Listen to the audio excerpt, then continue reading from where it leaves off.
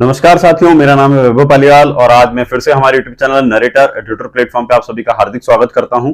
साथियों, अध्यापक भर्ती मुख्य परीक्षा 2022 की सीरीज में हमने जो है औपनिवेशिक काल में जो भारतीय अर्थव्यवस्था थी उस सीरीज को जो है वो चालू कर रखा था और उस टॉपिक को जो है हमने थोड़ा थोड़ा सा जानने का प्रयास कर लिया था कि हमने देखा था ये औपनिवेशिक काल के अंदर जो है किस प्रकार से अंग्रेजों द्वारा जो है भारतीय अर्थव्यवस्था को रेगुलेट किया जा रहा था, नियमित किया जा रहा था। हमने जो है कृषि क्षेत्र को देख लिया था। कृषि क्षेत्र के अंतर्गत हमने देखा था कि एक बहुत बड़ी जनसंख्या जो है लगभग 85% जो कि ग्रामीण जनसंख्या थी, ग्रामीण भारत की जनसंख्या थी जो कि कृषि गतिविधियों के अंतर्गत जो है वो संलग्न थी, लेकिन फिर भी जो है वो गतिहीन क्षेत्र था जिसके अंदर जो है बहुत अधिक विकास नहीं हो रहा था। उसके अंतर्गत हमने जो है कुछ एक प्रमुख कारण जानने का प्रयास किया था। फिर हमने देखा था कि उद्योगों को जो है किस प्रकार से अंग्रेजों के द्वारा हतोत्साहित कर दिया गया, कच्चे माल को उठा करके इंग्लैंड ले गए, उसके बाद में जो है तैयार माल यहाँ पे लाए और उस प्रकार से जो है जो यहाँ का बाजार था उसको पूर्णतः जो है वो बदलने का प्रयास किया था, पूर्णतः जो है वो बदल दिया था। विदेशी व्यापार को हमने देखा था कि किस प्रकार से हम लोग जो है वो डेफिसिट के अंदर गए थे। भारतीय अर्थव्यवस्था के लिए जो है किस प्रकार विदेशी व्यापार जो है वो नकारात्मक होता चला गया था। हमने स्वेज नहर के बारे में पढ़ा था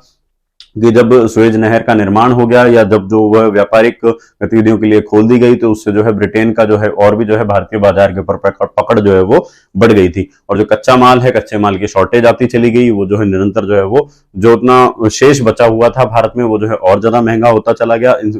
इस वजह से क्या था कि जो तैयार माल था वो और महंगा हुआ और जो है भारतीय जो परंपरागत उद्योग धंधे थे वो क्या थे, धीरे धीरे करके जो है वो नष्ट होते चले गए थे। उसके बाद हमने आधारिक संरचना को जाना था। हमने देखा था कि ट्रेनों को लेकर के आए, अंग्रेजों ने जो है ट्रेनों की स्थापना करी, अंग्रेजों ने डाक तार व्यवस्थाओं की स्थापना करी, अंग्रेजों ने बंदरगाह बनाए, है ना। जो सब चीजें थी वो किसके लिए बनाई थी, तो जो है वो प्रत्यक्ष रूप से तो जो है ताकि जिसके माध्यम से जो है वो अंग्रेज जो है खुद का कल्याण कर सकें और जो है इनडायरेक्टली जिनके माध्यम से भारतीयों को जो बेनिफिट हुआ था वो चीज भी हमने देखी थी कि जो है भारत जो है भौगोलिक तथा सांस्कृतिक रूप से जो है एकीकृत हो चुका था। ग्रामीण अर्थव्यवस्था पर भी जो है उसका नकारात्मक प्रभाव हम लोगों ने देख लिया था।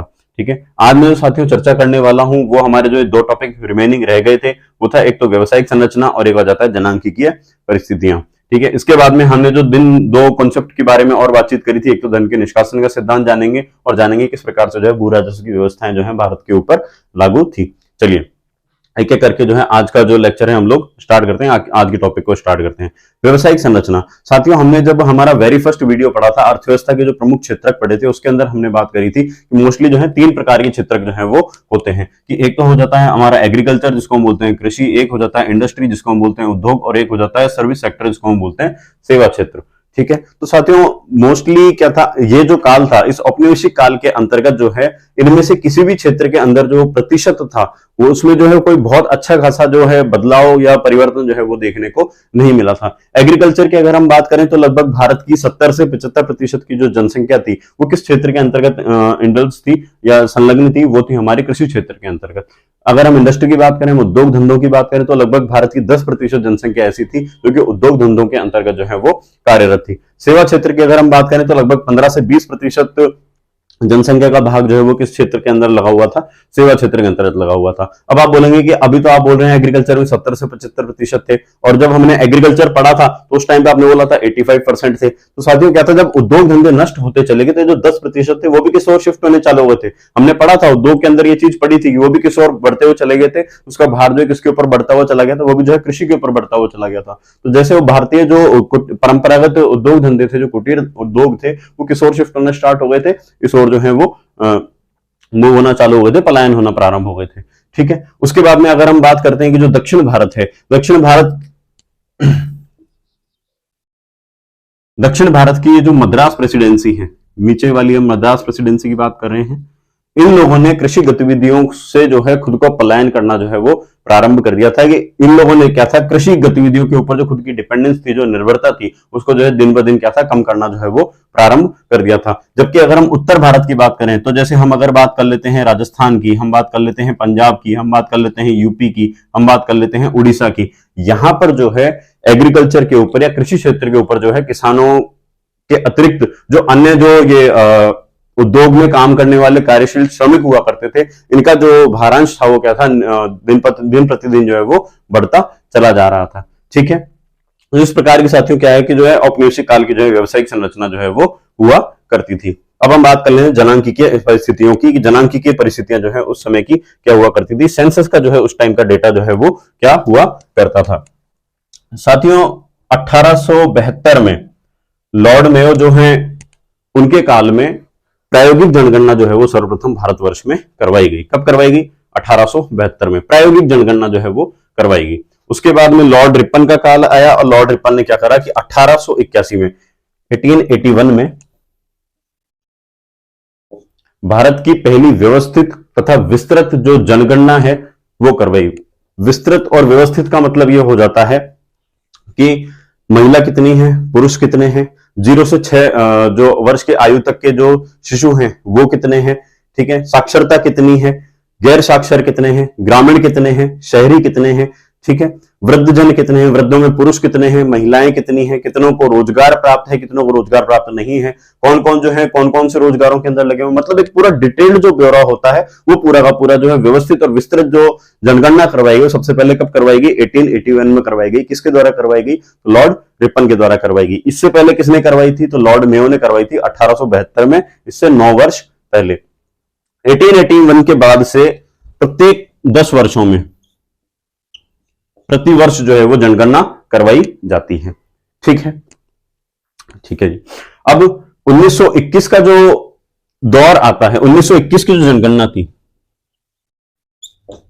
लगभग इसके 40 साल बाद की बात कर रहे हैं हम। 1921 की जो जनगणना थी वो साथियों कहते हैं एक संक्रमणकालीन, हम जो है सेंसस उसको बोल सकते हैं, जनांकीय परिस्थिति जो है उसको बोल सकते हैं। संक्रमणकालीन का मतलब यह हो जाता है कि वो जो है अपने जनसंख्या का जो दौर था उसकी जो है सबसे बुरे दौर से जो है वो गुजर रही थी। उसके अंदर जो है शिशु मृत्यु दर भी अत्यधिक थी, तो मातृ मृत्यु दर जो है वो भी जो है सर्वाधिक हुआ करती थी। उसके पीछे जो मेजर कारण आते हैं वो साथियों मेजर कारण जो है वो ये आ जाते हैं कि उस समय आपको याद होगा 1914 से लेकर 1919 तक जो है वो क्या चला था? प्रथम विश्व युद्ध जो है वो चला था, है ना। उस दौरान जो है अनेक लोग जो है वो मृत्यु को प्राप्त हुए थे, है ना। और अगर हम बात करें कि भारत जो है ऐसा देश है कि यहाँ पे जो है अकाल जो है निरंतर पड़ते रहा करते थे, है ना, महामारियां जो है वो निरंतर आती रहती थी। तो ये एक ऐसा टाइम पीरियड था कि ऐसा समय काल था जिसमें जो है सर्वाधिक मृत्युएं जो है वो हुई हैं। 1921 के बाद की अगर हम बात करें तो 1921 के बाद से जो है जनसंख्या में जो है एक दूसरा सोपान या जो एक अलग सोपान है वो देखने को मिलता है। तो उस समय की अगर हम बात करें कि जो है भारत में साक्षरता दर क्या थी, तो साथियों उस समय भारत में साक्षरता दर थी केवल 16%। उसमें अगर हम महिलाओं की साक्षरता की बात करें तो वो जो है 7% से भी कम थी, है ना, लगभग 7% भी जो है वो नहीं थी। 7% से भी कम जो है वो महिलाओं की साक्षरता दर जो है उस समय देखने को मिलती है, जो कि वर्तमान में कितनी है? वर्तमान में लगभग 77.7% के आसपास जो है वो भारत में जो है महिलाओं की साक्षरता दर जो है हमें देखने को मिलती है। अगर हम शिशुओं की मृत्यु दर की बात करें तो साथियों शिशुओं की मृत्यु दर जो है उस समय 218 प्रति हजार थी। कितनी बोल रहा हूं मैं? 218 प्रति हजार। हजार लोगों पे 218 बच्चे जो हैं वो मर जाया करते थे। वर्तमान में कितनी है? तो वर्तमान में 1000 पे केवल 28 बच्चों की जो है मृत्यु होती है। इसके पीछे कारण यह है कि आजकल जो वर्तमान में अगर हम बात करें तो जो स्वास्थ्य की सुविधाएं हैं उनके अंदर निरंतर जो है सुधार हो गया है। अनेक ऐसी बीमारियां, लाइलाज बीमारियां थी जिनके जो है टीके वगैरह बन गए हैं, है ना, जागरूकता आ गई है। अब जो क्या करते हैं कि जो जितना मॉडर्न ट्रीटमेंट है उसको लिया जाता है ना। तो बहुत सारे कारण जो है उसके पीछे हैं, जिसकी वजह से जो है क्या है कि आईएमआर जो है वो निरंतर उसके अंदर जो है हमें देखने को सुधार देखने को मिला है। और अगर हम बात करें जीवन की प्रत्याशा की, अगर हम बात करें कि हाँ लोगों की जो एक लाइफ एक्सपेक्टेंसी कितनी हुआ करती थी, ऑन एन एवरेज एक आदमी जिया कितना करता था, तो वो जो है लगभग 32 वर्ष की जो है इस औपनिवेशिक काल के अंतर्गत देखी गई थी कि 32 से 34 वर्ष के आसपास जो एक जो मनुष्य है वो जीवित रहता था। वर्तमान में अगर हम जीवन प्रत्याशा की बात करें तो वो लगभग 70 वर्ष के आसपास जो है वो हो गई है। तो इस प्रकार जो है साथी ये क्या हो जाता है, औपनिवेशिक काल का जो अर्थव्यवस्था के जो विभिन्न प्रकार के स्तंभ कह लें हम या उसके घटक कह लें, तो ये सारी चीजें जो है वो इस प्रकार से हो जाती हैं। ठीक है, तो ये वाला जो एक सेक्शन है ये तो जो है हमारा यहाँ पर समाप्त होता है। अब हम बात कर लेते हैं धन का निष्कासन जो है वो क्या होता है। साथियों हमारे भारतवर्ष के ऊपर अंग्रेजों ने भी शासन किया। हमारे भारतवर्ष के ऊपर जो है जो विभिन्न प्रकार के जो आक्रांता आए थे, जो विदेशी लोग थे, उन्होंने भी जो है वो शासन किया है। चाहे हम मुगलों की बात करें, चाहे हम जो है सल्तनत काल के अंदर जो जितने राजवंश आए थे, साम्राज्य आए थे, उनके अधिकार की बात करें तो सबने क्या है अलग अलग तरीके से जो है भारत के ऊपर शासन किया है। अलग अलग प्रकार से जो है उन लोगों ने जो है भारत को लूटने का भी प्रयास किया है, भारत के ऊपर जो एक दमनकारी जो नीतियां होती हैं उनको भी जो है लागू करने का प्रयास किया, जैसे कट्टर इस्लाम को जो है उन लोगों ने लागू किया था, है ना। तो ऐसी बहुत सारी चीजें थी। तो साथियों, अंग्रेजों में और जो जो दूसरे आक्रांता थे उनमें फर्क ये था कि उन आक्रांताओं ने भारत के ऊपर शासन किया, उन्होंने भारत को अपनी जन्मभूमि माना। क्यों? क्योंकि क्या था कि उन्होंने क्या है, यहीं पे शासन जब किया तो यहीं पे उनके जो है विवाह हुए, है ना, रोटी बेटी का संबंध भी हुआ। जैसे हम देखते हैं कि अकबर का जो राज दरबार था उसके अंदर टोडरमल जी को जो एक प्रमुख राजस्व अधिकारी का जो है वो स्थान दिया गया था। ठीक बात है। तो इस प्रकार से कहते हैं मुगलों ने तो फिर भी जो है, और उसके अलावा हम देखें स्थापत्य कला जो होती है उसको भी उन्होंने बढ़ावा दिया, संरक्षण दिया। चाहे हम देखते हैं, चाहे मनसबदारी व्यवस्था के अंदर राजाओं को भी जो है, ठीक है, भले उन्होंने सेनापति के रूप में रखा, लेकिन एक सम्मानजनक स्थिति उन्होंने दी, सम्मानजनक स्थान उन लोगों ने जो है प्रदान किया। अंग्रेजों की अगर हम बात करते हैं तो अंग्रेजों के साथ में ऐसा कुछ भी नहीं था। अंग्रेजों ने ना तो जो है रोटी बेटी का संबंध रखा, ना ही बराबरी से, ना ही प्यार मोहब्बत से जो है उन्होंने भारत के ऊपर शासन किया। वो विदेशी थे और हमेशा जो है अंत तक विदेशी ही बने रहते हैं। ठीक है। तो धन का निष्कासन का जो सिद्धांत है, इसकी जो है मैं आपको थोड़ी सी भूमिका और रूपरेखा बताने का प्रयास कर रहा था कि अब धन का निष्कासन जो है वो क्या होता है। साथियों, अब आपको याद होगा कि जब अंग्रेज हमारे भारत में आए थे तो वो लोग आए थे व्यापार करने के लिए। ठीक है। व्यापार किया तो जो बंगाल के नवाब थे, बंगाल के नवाब ने उनको जो है कुछ एक स्वतंत्र अधिकार दिए, जिनके माध्यम से उन्होंने जो है स्वतंत्र रूप से जो है वो व्यापार करना प्रारंभ किया। लेकिन कुछ एक अनैतिक आचरण उनके द्वारा किए जाने लगे, जिसके जिनको जब बंगाल के नवाब ने नियंत्रित करने का प्रयास किया तो जो ब्रिटिश सेना और उनके बीच में क्या है, एक युद्ध हुआ, जिसे हम क्या कहते हैं, जो बैटल ऑफ प्लासी का नाम देते हैं। 1757 ईस्वी में जो है वो युद्ध हुआ था। ठीक बात है। और 1757 का जो युद्ध था उसमें क्या था, अंग्रेजों की जीत हो जाती है, बंगाल के नवाब की जो है वो हार हो जाती है। और जो बंगाल के नवाब की जो हार हो जाती है उसके बाद में शासन किसका हो जाता है, अंग्रेजों का शासन हो जाता है। अब अंग्रेजों का जो शासन होता है उस के बाद में उन्होंने किस प्रकार से जो है भारतीय अर्थव्यवस्था को रेगुलेट किया, कितना पैसा किस प्रकार किन किन माध्यमों से जो है उन्होंने भारत के बाहर विदेशों में भेजा, उसको जो है किसके अंतर्गत पढ़ते हैं, धन के निष्कासन को पढ़ते हैं। अब वो जो धन का निष्कासन जो हो रहा था, भारत की जो वेल्थ थी, भारत की जो अकूत संपदा थी, वो जो भारत से बाहर जा रही थी, उसको सर्वप्रथम पहचानने का जिसको श्रेय जाता है कि हाँ ये देखो भारत की संपदा जो है भारत से बाहर जा रही है, वो जाता है दादा भाई नौरोजी को। तो जो धन का निष्कासन का सिद्धांत जो है वो भी किसके द्वारा दिया गया है, दादा भाई नौरोजी के द्वारा दिया गया है। इसका सर्वप्रथम उल्लेख जो है उन्होंने दादा भाई नौरोजी ने अपनी पुस्तक जो होती है उसका नाम है poverty and un British rule of India. ध्यान रखिएगा, एग्जाम के अंदर पूछा जा सकता है। उन्होंने पुस्तक कब लिखी थी, 1867 के अंदर लिखी थी, poverty and un British rule of India. ठीक है। इस बुक के अंदर उन्होंने बताया कि जो है किस प्रकार से जो है धन का निष्कासन अंग्रेजों के द्वारा जो है वो किया जा रहा है। उन्होंने बताया कि जो भारत सचिव है, साथियों क्या होता था, ये हमारा भारत है, मैं छोटा सा ले रहा हूं, और ये एक इंग्लैंड है। ठीक है।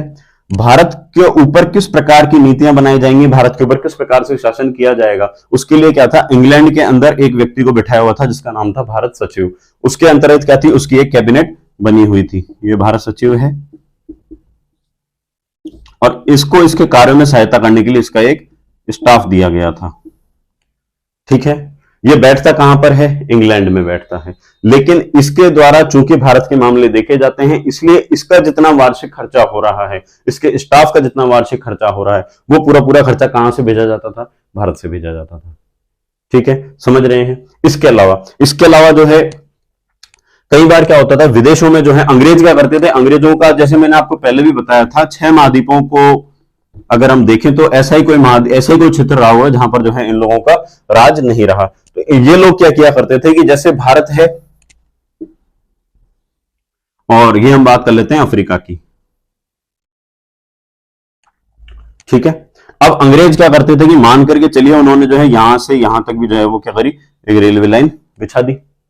ठीक है। अब ये रेलवे लाइन बिछाई है, उसके लिए इन्होंने क्या करना है, पूंजी लगानी है। अब पूंजी जो लगानी है वो क्या करी, अंग्रेजों ने पूंजी तो जो है लोन लेकर के लगा दी, है ना। अब उसका भी जो ब्याज है वो कहां से भरवा रहे हैं, कि जो भारत में होने वाला जो राजस्व था उससे जो है इसकी क्या करवाई जा रही है, इसकी ईएमआई या जो इसकी किस्तें जो है वो भरवाई जा रही है। मतलब कि निवेश कहां कर रहे हैं, विदेश में, और उसका भी जो ब्याज, ऋण का जो ब्याज है वो भी कहां से चुकाया जा रहा है, वो चुकाया जा रहा है भारत की संपदा से। ठीक है। तो ये भी जो है क्या हो रहा है, भारत का पैसा यहां से बाहर जा रहा है। इसको भी क्या नाम दिया गया, इसको भी जो धन के निष्कासन का नाम जो है वो दिया गया। इसके अलावा क्या चीज होती थी, चूंकि ये भारत के लिए एक अनिष्ट गतिविधि थी, एक अमंगलकारी गतिविधि थी, एक अहितकर गतिविधि थी। इसलिए जो है ये जो धन का निष्कासन हो रहा है, इसको दादा भाई नौरोजी ने भारत की गरीबी का प्रमुख कारण बताया। इसको बोला कि ये जो ड्रेन ऑफ वेल्थ है, ये जो है अनिष्टों का अनिष्ट है, ये भारत की गरीबी का प्रमुख कारण है। ये जो है भारत के लिए एक क्या करता है, ऋण के दुष्चक्र का काम कर रहा है। किसका? ऋण का दुष्चक्र का काम कर रहा है। कैसे? कैसे में देखिए आप, मान करके चलिए कि अंग्रेजों ने जो है भारत से 100 रुपए की इस वर्ष जो है कमाई कितनी करी, 100 वर्ष की कमाई करी। खर्चा कितना हो गया? मान लेते हैं सभी प्रकार से हर प्रकार का खर्चा हो गया कितना, 75 रुपए का खर्चा हो गया। 25 रुपए बचे, तो 25 रुपए इन लोगों ने जो भारत में तो खर्च करे नहीं, इसको 25 रुपए को उठा करके ये लोग कहां ले गए, इन्होंने जो है वो अपने यूके इंग्लैंड की पूंजी में ले जाकर के जमा करवा दिए। ठीक है, तो ये कहां पे हुए, जो इंग्लैंड का राजकोष था वहां पे जाकर के 25 रुपए भारत के जो है जाकर के जमा हो गए। अब क्या हुआ, मान करके चलिए कि भारत में जैसे रेलवे लाइन ही बिछानी है ना, तो रेलवे लाइन बिछाने के लिए पैसा तो भारत के पास में है नहीं, तो ये क्या करेंगे कि मान करके चलिए यूके ही लोन दे देता है, ठीक है भारत के लिए है ना, हम रेलवे लाइन बिछा लेंगे और उसके लिए जो है आप लोग इतने इतने रुपए का जो है वो ऋण लेकर के चले जाइए। अब भारत क्या करेगा कि उस ऋण की पूंजी तो जमा करवाएगा, भाई खुद के ऊपर जो ऋण है उसकी पूंजी भी जमा कराएगा, विदेशों में जो ऋण चल रहा है उसकी भी पूंजी खुद जमा करवाएगा, और उस पैसे को कहां भी भेज रहा है वो, जो बचा हुआ अधिशेष जो पैसा बच रहा है उसको कहां भेज रहा है, यूके भी भेज रहा है। तो भारत क्या था, हर तरीके से जो है वो क्या था कि ऋण के जो है जो दुष्चक्र है इसके अंतर्गत जो है वो फंसा हुआ था। ठीक है, अब क्या करता है कि भाई ठीक है, भारत में अगर रेलवे लाइन बिछ रही है तो उसके लिए भी क्या करेगा, ऋण की जो पूंजी है उसका वो पे करेगा, उसका भुगतान करेगा। फिर भी अगर कोई पैसा बच जाता है, भाई जैसे मैंने अभी आपको बताया था 100 में से जो है 75 खर्चा हो गया, 25 रुपए बच्चे जो कहां चले गए, वो वहां पे विदेशों में जाकर के जमा हो गए। ठीक है, अब मान लेते हैं कि जो है अब की बार लोन ले लिया, और जो है लोन ले लिया तो कितना हो गया, मान के चलते हैं अब जो है 80 रुपया हो गया, अब ये 20 रुपए वो भी कहां जा रहा है, वो भी वहां जाकर के जमा हो रहा है। ठीक है, तो इस प्रकार से कहता अनेक ऐसे कारण थे जिनके माध्यम से जो है भारत का पैसा जो है यहां से बाहर जा रहा था, अनावश्यक रूप से जो है भारत से बाहर जो है पैसा जा रहा था। अब वो पैसा कितना जा रहा था, तो दादा भाई नौरोजी का एक अनुमान है कि वर्तमान अगर हम करेंसीज के हिसाब से बात करें, वर्तमान मुद्रा के हिसाब से अगर बात करें तो 3 से 4 करोड़ पौंड, 3 से 4 करोड़ सीआर है ना, करोड़ है ये, 3 से 4 करोड़ पौंड जो है वो भारत से इंग्लैंड जा रहे थे प्रति वर्ष। एक पौंड अगर मैं बताऊं तो वो होता है लगभग 100 रुपए का, तो अगर हम उस हिसाब से अंदाजा लगाएं तो होता है 300 से 400 करोड़ रुपए प्रति वर्ष जो है वो कहां जा रहे थे, भारत से बाहर जा रहे थे। अगर हम मान लेते हैं कि जो है 1757 से ये लोग, इन लोगों का शासन चालू हुआ है और क्राउन का शासन आ गया था बीच में, तो लगभग इन लोगों ने 190 वर्ष जो है वो भारत को लूटा है। 190 वर्ष का अगर आप अनुमान लगाते हो तो लगभग जो है 60,000 करोड़ रुपए की पूंजी जो है ये लोग भारत से ड्रेन करके ले गए, भारत से जो है वो पैसे को बाहर ले गए। अब सोचिए, भारत जो है सोने की चिड़िया जो है ऐसे ही नहीं कहा करते थे, अंग्रेजों ने भी जो है इसको जम करके लूटा है। ठीक है, अब दादा भाई नौरोजी ने जो है ये अपनी पुस्तक लिखी थी 1867 में। मैंने आपको जब हमारा लेक्चर, ये जब इस टॉपिक को हमने स्टार्ट किया था औपनिवेशिक काल में भारतीय अर्थव्यवस्था को, तो उस टाइम पे मैंने आपको बताया था कुछ एक मतलब अंग्रेजों ने तो जो है ऐसा वो इंटरेस्ट लिया नहीं था कि भारतीय अर्थव्यवस्था के बारे में जानकारी जुटाई जाए कि भारत की राष्ट्रीय इनकम क्या है, राष्ट्रीय आय क्या है, प्रति व्यक्ति आय क्या है। तो कुछ निजी लोगों ने जो है काम किया था, जैसे मैंने आपको जो है नाम बताया था, विलियम डिग्बी का नाम बताया था, मैंने आपको जो है फ्रिनले सिराज का नाम बताया था, मैंने आपको दादा भाई नौरोजी का नाम बताया था, मैंने आपको RKVR राव का नाम बताया था, मैंने आपको देसाई का नाम बताया था। तो कुछ लोग कहते हैं निजी स्तर पर काम कर रहे थे। इस तरीके से उसी संदर्भ में जब दादा भाई नौरोजी ने सर्वे किया, तो सर्वे के अंतर्गत उन्होंने पाया कि भारतीयों की जो पर कैपिटा इनकम है, प्रति व्यक्ति आय जो है वो कितनी है, केवल 20 रुपए। कितनी है, केवल 20 रुपए है। प्रति व्यक्ति आय कितनी है, 20 रुपए है। जबकि एक वर्ष का एक आदमी का केवल रोटी, कपड़ा और मकान, केवल 2 वक्त की रोटी खाएगा, सूखी रोटी खाएगा, तो भी उसका खर्चा कितना हो रहा है, लगभग 34 रुपए का उसका खर्चा था। ठीक है, तो आप समझ सकते हो कि उस समय की जो है वो तंगहाली जो है वो किस प्रकार की हुआ करती थी, किस प्रकार का जो है एक सामान्य मनुष्य जो है किस प्रकार का एक दरिद्र जीवन जो है वो उस समय जी रहा था। ठीक है, जबकि हम जो है एक और इन्होंने फैक्ट बताया है दादा भाई नौरोजी ने, जो सरकारी आंकड़े हैं, सरकारी आंकड़ों के अनुसार 1867-68 में, ये जो इन्होंने पर कैपिटा इनकम बताई ये भी 1867-68 की, और जो सरकारी आंकड़ा है ये भी कब का है, 1867-68 का है। इसके अंतर्गत क्या चीज बताई उन्होंने कि जो भारत की जेलों के अंदर बंद कैदी थे उनके ऊपर सरकार ने 21 रुपए से लेकर और 53 रुपए तक जो है वो खर्च करे हैं। ठीक है भाई, जेलों के अंदर कौन बंद रहते हैं, जो अपराधी बंद रहते हैं, या तो कोई चोरी चकारी करने वाले, लूटमार करने वाले, कुछ ऐसे क्रिमिनल होते हैं, कुछ जो स्वतंत्रता सेनानी होते हैं, है ना, कुछ एक क्रांतिकारी होते हैं। तो लगभग ऐसे ही जो कुछ लोग जेल के अंदर बंद थे, तो उन्होंने सरकारी आंकड़ों के अनुसार इन्होंने बताया कि हमने 21 रुपए से लेकर के 53 रुपए तक जो है वो कहां पे खर्च करा है, इन कैदियों के जीवन स्तर को के ऊपर जो है वो खर्च करा है, इनके जीवन स्तर को जो है बेहतर बनाने का काम किया है। ठीक है, तो एक फैक्ट और जो है दादा भाई नौरोजी ने अपनी वेल्थ ऑफ नेशन के अंदर जो है वो दिया था। ठीक है, तो उम्मीद है साथियों वेल्थ ऑफ नेशन के नाम से जो टॉपिक है आपको ठीक तरीके से समझ में आया होगा कि जो है किस प्रकार से जो है भारतीय जो पैसा था, भारतीय जो संपदा थी वो भारत से बाहर जा रही थी। अब हम लोग आ जाते हैं भू राजस्व की व्यवस्थाओं पे।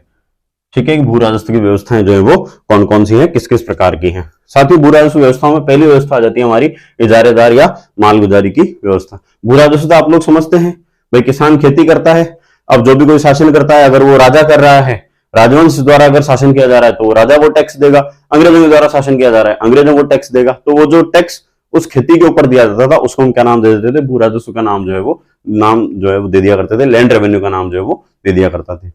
अब इसके अंदर देखिए पहली जो व्यवस्था आ जाती है वो आ जाती है इजारेदार या मालगुजारी व्यवस्था, जिसको हम जो जिम्मेदारी व्यवस्था भी जो है वो बोलते थे।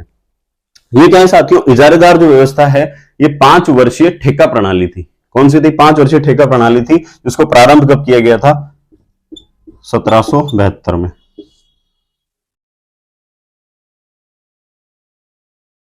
कब प्रारंभ किया गया था, 1772 में इसको जो है वो प्रारंभ किया था। 5 वर्षीय जो है ये ठेका प्रणाली थी। एक बार इसको ठेका दे दिया, वो क्या था कि 5 वर्ष के लिए क्या था कि ठेकेदार बन गया था। अब वो क्या करता है, किसान अपनी जो है जमीन पे फसल उगाएगा और जो है टैक्स जो है वो उस व्यक्ति को देगा।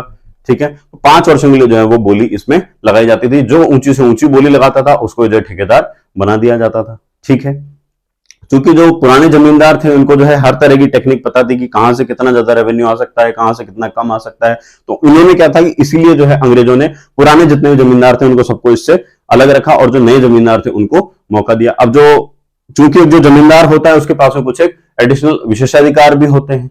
ठीक है, तो अब वो जो लोग पहले दुखी थे पुराने जमींदारों से, उन्होंने ये बोले ठीक है इस बार मौका अपने हाथ में है, तो अपन जितनी ज्यादा बोली अपन लगाएंगे उतना अपन को जो है वो ठेकेदार बनाया जाएगा। ठीक है, तो इसलिए कहते हैं जोश जोश में ऐसे जो है लोगों ने बहुत ज्यादा बोलियां इसमें लगानी प्रारंभ करी। इस व्यवस्था के अंतर्गत जो था रेवेन्यू शुरुआत में कुछ तो बढ़ा, जैसे मान करके चलिए एक गांव विशेष से जो है 100 रुपए का रेवेन्यू जो है वो आया करता था। पुराने जमींदार अभी तक 100 रुपए जो है वो ला करके दिया करते थे। जैसे इन्होंने बोली वगैरह लगानी चालू करी तो मान करके चलते हैं बोली कितने पे छूट गई, 110 रुपए पे।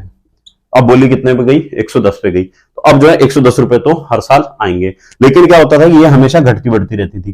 कभी 108 हो जाती, कभी 112 मिलता रेवेन्यू। तो कहती है इससे जो है ना फिक्स चीज जो है वो नहीं आ रही थी, फिक्स इनकम जो है वो नहीं आ रही थी। आज अगर माने चलिए आपके खुद के पास में एक फिक्स इनकम नहीं आएगी तो आप जो है अपने फाइनेंशियल प्लानिंग जो वित्तीय योजना है वो नहीं कर पाओगे कि हाँ मान करके चलोगे आपकी तनख्वाह एकदम से कुछ कम हो गई, एक महीने 10,000 मिलती है, एक दिन 8,000 मिलती है, एक महीने 8,000 मिलती है, तो आप जो उस हिसाब से क्या करते हो अपनी फाइनेंशियल प्लानिंग जो है वो नहीं कर पाते। तो अंग्रेजों के लिए भी जो इस हिसाब से जो है बड़ी भारी समस्या आ रखी थी। तो अंग्रेजों ने क्या किया कि बोले यार ये पैटर्न जो है सफल नहीं जा रहा है। तो उस टाइम पे 1776 में लॉर्ड हेस्टिंग्स ने क्या किया, इसके अंदर जो है वो चेंजेस लेकर के आए। कब, 1776 में। और लॉर्ड हेस्टिंग्स ने बोला कि ठीक है यार इसको अब हम क्या कर रहे हैं, एक एक साल के लिए कर रहे हैं, 5 वर्षों के लिए नहीं रखेंगे, अब 1 साल के लिए रखेंगे, 1 साल के लिए रखेंगे। और जो सर्वाधिक बोली लगाएगा उसको जो क्या कर दिया जाएगा, ठेकेदार जो है वो बना दिया जाएगा, उसको जो है जिम्मेदारी दे दी जाएगी। जिम्मेदारी क्या थी, किसानों से टैक्स वसूलना है और कहां जमा कराना है, कंपनी के पास में जमा करवाना है। ठीक है, इन्होंने उस चीज को प्रैक्टिकल किया 1776 में, 1 वर्षीय कर दी। उसके बाद में 1790 में आए लॉर्ड कॉर्नवालिस।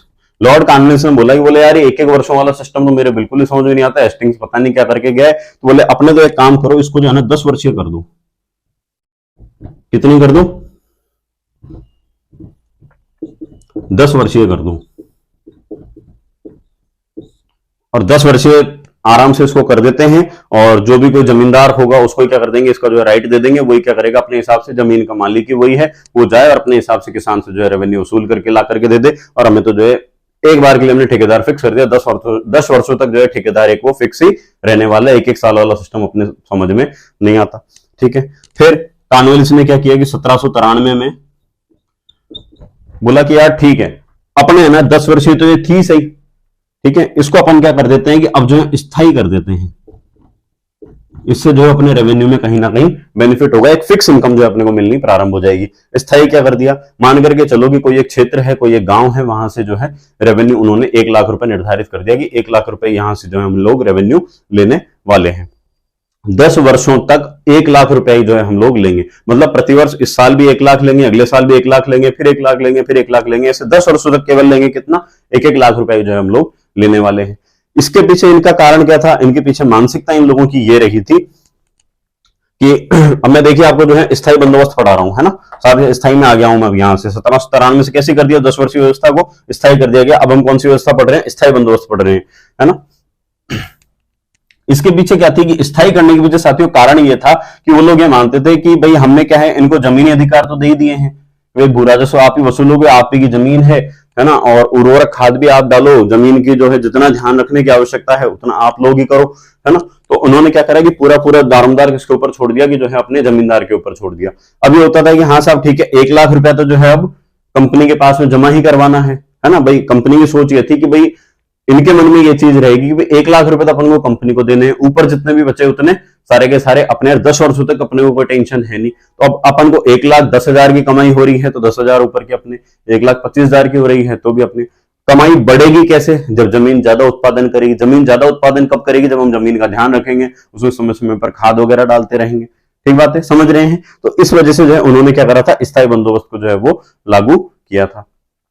ठीक है, अब देखिए महलवाड़ी व्यवस्था क्या होती है, रेतवाड़ी व्यवस्था क्या होती है। साथियों 1822 में, स्थान में बता रहा हूं, लोकेशन देखिए आप, ये भारत, ये बंगाल हमारा, बंगाल चलिए और बड़ा था हमारा, है ना, ये बंगाल हमारा, बंगाल का उत्तर पश्चिम, बंगाल का उत्तर पश्चिम वाला ये वाला बेल्ट, मतलब वर्तमान हम जो है यूपी बिहार वाली बेल्ट की बात कर सकते हैं। ठीक है, इसमें क्या होता था, 1822 में एक बंदा आया जिसका जो है होठ मंकी जैसा था। क्या था, होठ जो है वो मंकी जैसा था, इसका नाम क्या था, हॉल्ट मैकेंजी था। उसने जो है इस व्यवस्था का जो है वो प्रतिपादन किया था। कौन सी व्यवस्था है, महलवाड़ी व्यवस्था है। मैंने याद करने के हिसाब से बनाया कि 1822 में हमने एक महल बनाया, उस महल का जो है एक राजा था, और राजा का जो है वो होठ कैसा था, मंकी जैसा था। कैसा था, होठ कैसा था, मंकी जैसा था। इसका नाम क्या है, इसका जो प्रवर्तक है वो कौन है, हॉल्ट मैकेंजी है। उम्मीद है ये चीज जो है आपको याद रहेगी। महलवाड़ी व्यवस्था जो है वो क्या हुआ करती थी। इसका आगे उसका एक पॉइंट और है,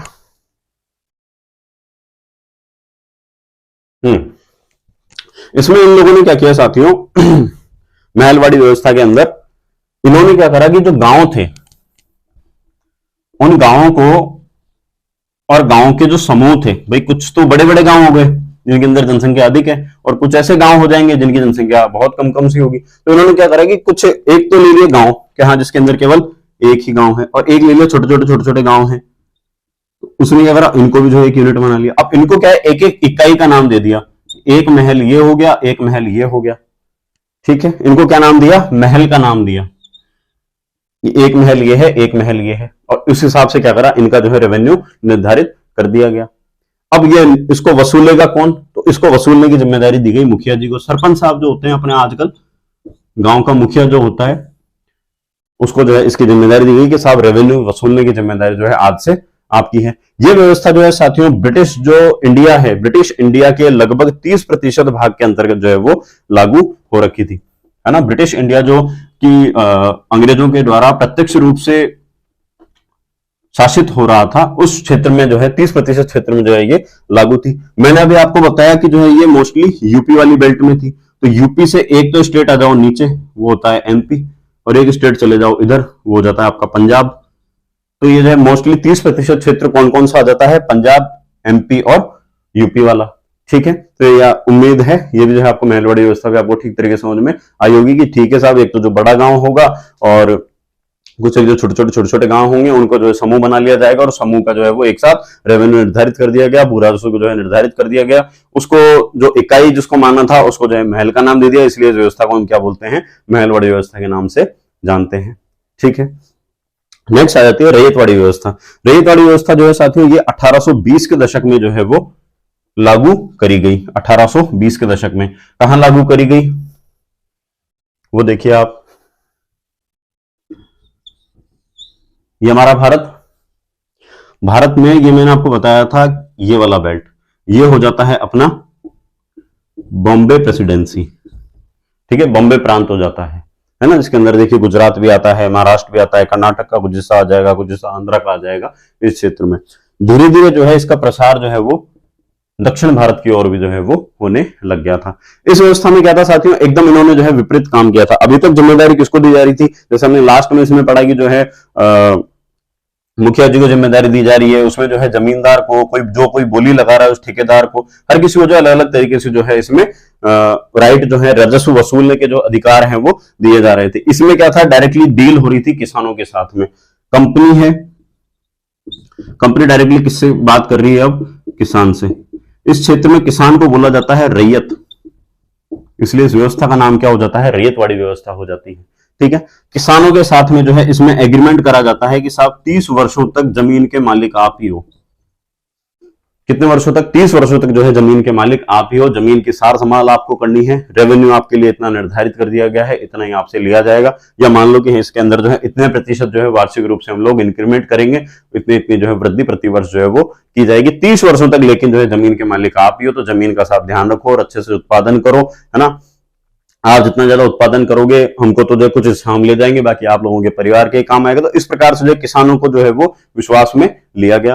अब रेवेन्यू वसूल कौन करेगा, जिस प्रकार से आज का ढांचा है उसी तरीके से कि जैसे वर्तमान पटवारी होते हैं, है ना, ये लोग क्या करते हैं भाई, भू राजस्व वसूलने का आज की तारीख में जो है काम किनका है, पटवारी वगैरह का ही है। लैंड संबंधी जितने जो भूमि संबंधी जितने कार्य होते हैं किसके द्वारा, पटवारी वगैरह के द्वारा किए जाते हैं। तो इस प्रकार क्या है, कुछ एक जो है वो अंग्रेज अधिकारी जो है वो नियुक्त करे गए, बिल्कुल ग्राउंड लेवल पे, जो सतही स्तर पर आकर के जो है वो राजस्व वगैरह वसूले करते थे। लेकिन उन लोगों का क्या था, लालच जो है दिन प्रतिदिन जो है बढ़ता चला जा रहा था। वो बताते थे कि साहब वहां पे देखिए ये वाला नया टैक्स और जोड़ दिया गया है ना, जबकि जो कंपनी थी एक्चुअल में उसको तो उस चीज की जानकारी नहीं थी। निजी जो स्वार्थ है वो किसका था, उन वर्तमान में बात करें तो उन पटवारियों का था, जो कि क्या करते थे, डायरेक्टली किसानों से टच में थे। वो क्या करते थे, उनसे अनावश्यक रूप से भी जो है वसूली करते रहते थे। इस कारण क्या था, किसानों ने जो है क्या करा, पलायन करना जो है वो प्रारंभ कर दिया। 1830 के दशक में आते आते जो है पलायन की समस्या गंभीर हो जाती है और इसमें पलायन उन्होंने क्या करा कि अपने जो है क्षेत्र छोड़ के, भाई 30 साल का एग्रीमेंट है, जमीन भी नहीं छोड़ सकते, तो क्या करो अपने तो जो है जगह ही छोड़ दो, क्षेत्र छोड़ दो, कहीं और जाकर के किसी और की जो है मजदूरी कर लेंगे, कम से कम 2 वक्त की रोटी तो खाएंगे। तो साथियों इस प्रकार जो है रैयतवाड़ी व्यवस्था भी जो है यहाँ पे आकर के जो है हमारी समाप्त हो जाती है। उम्मीद है आज का लेक्चर आपको ठीक तरीके से समझ में आया होगा, जिसके अंतर्गत हमने जाना औपनिवेशिक काल में जो किस प्रकार की जो है भू राजस्व जो आर्थिक जो गतिविधियां हैं वो किस प्रकार से काम करती थी। हमने जो है उनको कुछ एक घटकों के अंदर तोड़ करके जानने का प्रयास किया। धन के निष्कासन का सिद्धांत पढ़ा, 1867 में किसने दिया था, दादा भाई नौरोजी ने दिया था। और उसके बाद में हमने जानने का प्रयास किया भू राजस्व की जो है प्रणालियां कौन कौन सी थी, कौन कौन सी जो है कहां कहां पर फेमस थी। महलवाड़ी हमने बात करी, उत्तर भारत में थी। रैयतवाड़ी हमने बात करी, दक्षिण भारत में थी। स्थायी बंदोबस्त के बारे में हमने जाना, हमने इजारेदार व्यवस्था के बारे में जाना। उम्मीद है साथियों आप लोगों को जो है आज का टॉपिक ठीक तरीके से समझ में आया होगा। हमारे चैनल को अधिक से अधिक लाइक, शेयर और सब्सक्राइब जो है आप लोग दिन प्रतिदिन जो है वो करते रहा करें। Thank you so much.